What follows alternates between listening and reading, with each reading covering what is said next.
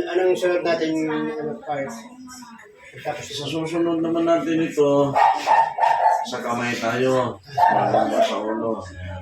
So, may apat na dalawang session po. Dalawa ka o tatlo? Dalawa. Dalawa na. Tapos ito guys, bali dalawang session pa. Dalawang natin. Kamay at saka ulo.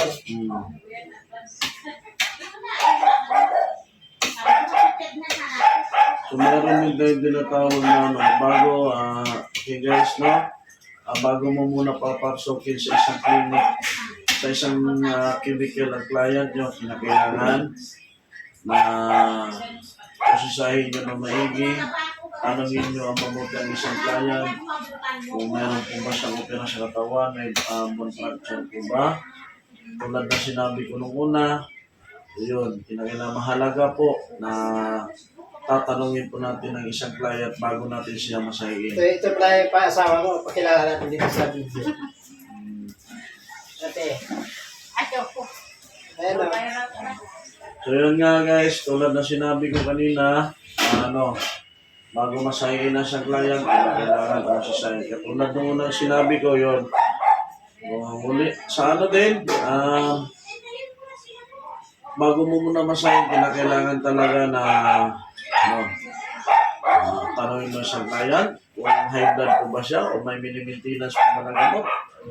Sir, pwede po ba ay, balikan mo na lang siya. Balikan mo na lang. Malapit Dali na na lang. Ay, matapos. dali na lang matapos yun. Dalawang session pa. Naluko mo naman si Glenn. Dalawang session po lang. Kamay tsaka ulo lang. Ha? Ibigay ko lang sa kanya. Ano naman yun? Oo, sige. Ayun mga guys,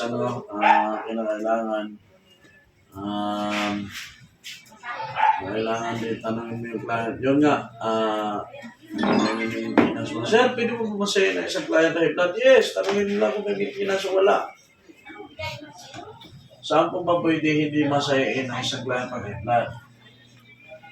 Actually, unang-una yung batok. Kasi ang batok natin, mayroon tayong tinatawag dyan na marami tayong mga ugat na mga sila dyan. High blood ka, sir. May maintenance po ba? Walang problema naman yan kasi kahit wala po kayo maintenance, kinakailangan ang pagmasahe sa isang batok, kinakailangan po siya without pressure. Kailangan pa sabihin mo talaga na high blood ka. Yes.